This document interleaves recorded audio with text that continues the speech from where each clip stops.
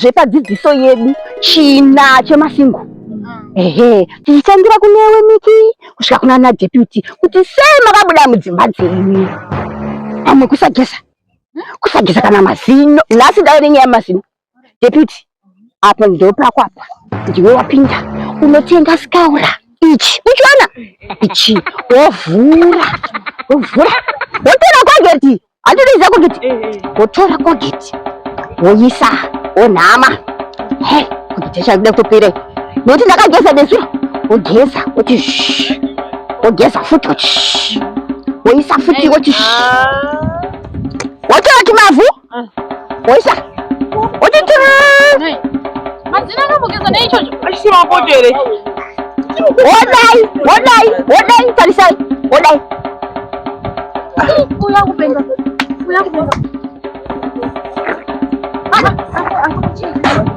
Ngoro kamwe. Chichi tudziko iyi. Next week ndokuzisa kugeza mwiri wako. Umeane sipo ichi chichenjeje. Sanga chinakidza.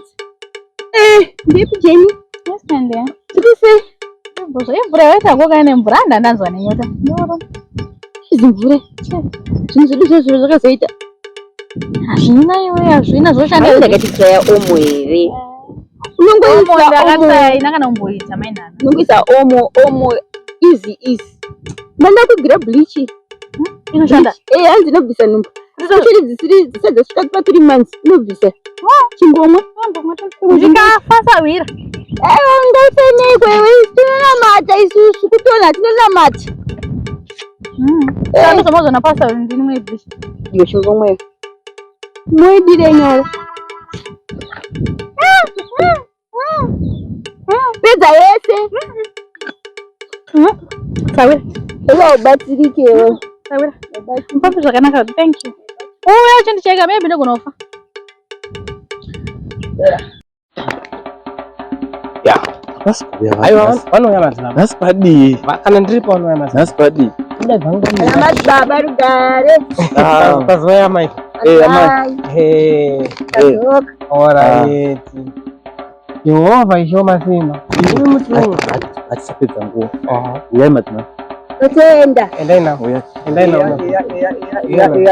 madzibaba uri kuenda kuti madzibaba yewe dharayo nekushaya yako wakutanga wakatanga rinobatsira kumurwe aiwa makatanga rinobatsira newe mudhara iwo magemenzi ako mune munhu mutonera imadzibaba munongonyuka